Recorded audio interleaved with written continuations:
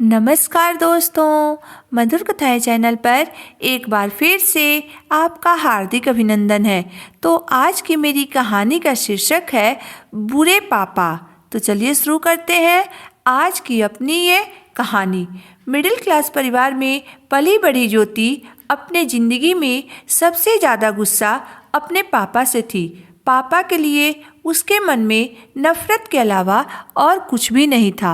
22 साल की हो चुकी ज्योति ने आज तक एक भी वैलेंटाइन डे नहीं मनाया था, जबकि उसकी सारी सहेलियां हर साल अलग अलग लड़कों के साथ वैलेंटाइन डे मनाती थी। आज ज्योति दीपक के साथ शादी के वक्त बहुत खुश थी, यह सोचकर कि चलो आखिर इस कठोर और अनुशासन में रखने वाले पापा से छुटकारा तो मिला। ये न करो, वो न करो, ऐसे कपड़े मत पहनो, देर रात तक की पार्टी में मत जाओ, लड़कों से दोस्ती मत करो। हर समय उसके पापा उसे यही समझाते रहते थे। आज तक उसे एक स्मार्टफोन तक खरीद कर नहीं दिए थे।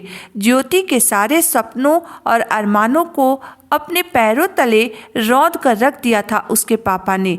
ज्योति मन ही मन यह सोचकर खुश हो रही थी कि अब मैं दीपक के साथ अपनी सारी इच्छाएं पूरी कर सकूंगी। दीपक और ज्योति पिछले 3 सालों से एक ही कॉलेज में साथ साथ पढ़ते थे और एक दूसरे को बहुत अच्छी तरह से जानते थे। एक दूसरे की पसंद नापसंद को अच्छे से ख्याल रखते थे।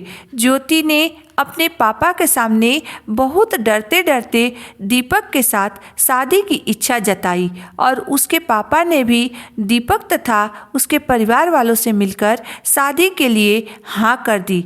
तय समय पर ज्योति और दीपक की शादी बड़ी धूमधाम से हो गई। ज्योति ने विदाई के समय पहली बार अपने पापा को उससे लिपट कर बच्चों की तरह फूट फूट कर रोते हुए देखा था, परंतु ज्योति को अपने पापा के रोने से कोई मतलब नहीं था।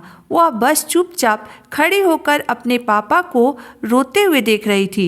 विदाई के वक्त उसके पापा ने ढेर सारे गिफ्ट के साथ साथ एक बंद लिफाफा भी दिया। ससुराल पहुंचते ही सबसे पहले ज्योति ने लिफाफा खोला और अपने पापा की दी हुई चिट्ठी पढ़ने लगी। उस चिट्ठी में लिखा था, ज्योति बेटा, मैं जानता हूँ कि पिछले 10 सालों से मैं तुम्हारे साथ बुरे पापा की तरह पेश आता रहा। मैं तुम्हारे सामने कठोर इसलिए बनता था क्योंकि मैं नहीं चाहता था कि तुम्हारा भी हाल रोशनी जैसी हो।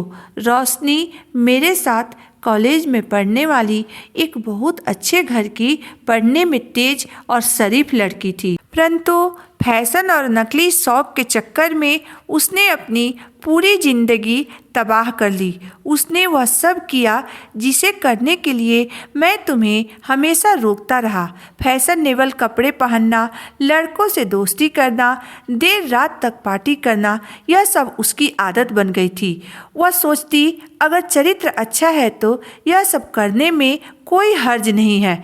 फिर एक दिन अचानक कुछ लड़कों ने पानी में नशा की दवा डालकर उसे पिला दिया और वह पूरी रात बेहोश पड़ी रही। सुबह जब उसे होश आया तो उसकी इज्जत लुट चुकी थी। इस घटना के बाद वह अपना दिमागी संतुलन खो बैठी। समाज के तानों और लोगों के अवहेलना से बचने के लिए उसके पापा ने उसकी माँ तथा छोटी बहन के साथ जहर खाकर आत्महत्या कर ली। ज्योति बेटा, आज से तुम अब 2 परिवारों की इज्जत हो और मैं तुमसे यही उम्मीद करूंगा कि तुम ऐसा कोई काम नहीं करोगी जिससे दोनों परिवारों की इज्जत पर कोई दाग लगे, और हो सके तो अपने इस बुरे पापा को माफ़ कर देना बेटा। अपने पापा की चिट्ठी पढ़कर ज्योति बिलख बिलख कर रोने लगी और तुरंत अपने पापा को फ़ोन लगाकर भर्राए आवाज़ में पापा से बोली, मुझे माफ़ कर दीजिए पापा, मैं आपके गुस्से के पीछे छुपे हुए प्यार को नहीं देख पाई। आपके चिल्लाहट के पीछे की अपनापन नहीं देख पाई, आपके झुंझलाहट के पीछे की समर्पण नहीं देख पाई पापा। मैं भगवान से यही प्रार्थना करूंगी कि हर जन्म में मुझे आपकी ही बेटी बनाए। वक्त बीतता गया, ज्योति को ससुराल आए लगभग 1 साल हो गया। इस 1 साल में ऐसा कोई दिन नहीं था जिस दिन उसने अपने पापा को याद न किया हो। आज उसके पापा का जन्मदिन था। वह सुबह सुबह मंदिर गई और भगवान की पूजा तथा अपने पापा की खुशी और सलामती के लिए दुआएं मांगी। फिर शाम को केक लाकर अपने ससुराल वालों के साथ अपने पापा की जन्मदिन की प्रोग्राम बनाई। केक काटने से पहले अपने पापा को वीडियो कॉल लगाया, लेकिन उधर उसके पापा मम्मी के साथ उदास बैठे थे। ज्योति उन्हें देखते ही चहकते हुए बोली, जन्मदिन मुबारक हो पापा। फिर वह बोली, आपको पता है पापा, यहाँ मैं आपकी डांट और आपके गुस्से को हर दिन याद करती हूँ। यहाँ सारे लोग मुझसे बहुत प्यार करते हैं, खास करके मेरी सासू माँ। एक दिन जब घर में मोहल्ले की सारी औरतें सासू माँ को यह बोल रही थी कि कितनी अच्छी बहू मिली है आपको, इसे इतनी अच्छी संस्कार जरूर इसके मम्मी पापा से विरासत में मिली है, वरना आजकल की लड़कियों में इतने अच्छे संस्कार अब कहाँ मिलते हैं। पापा, आपके लिए यह सब सुनकर मेरा सर गर्व से ऊंचा हो गया। आज मुझे आप पर गर्व हो रहा है पापा। आपको पता है पापा, मैं जब बीएड का परीक्षा पास कर शिक्षक बनूंगी तो बच्चों को यही सिखाऊंगी कि पापा के तेज गुस्से के पीछे का प्यार अगर महसूस कर सको तो कर लो, वरना ऐसा न हो कि बाद में सिर्फ पछताने के सिवाय कुछ हाथ न लगे।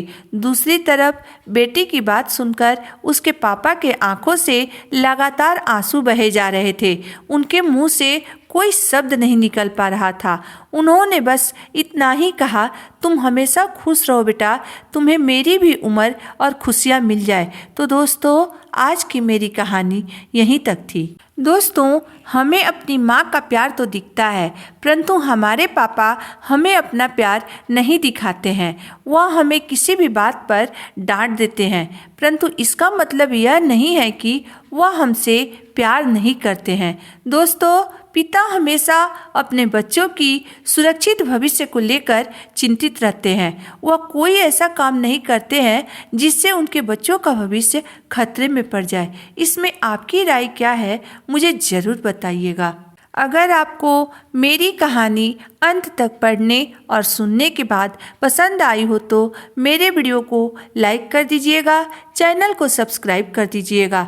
तो फिर मिलते हैं एक नई वीडियो, एक नई कहानी के साथ। तब तक के लिए धन्यवाद।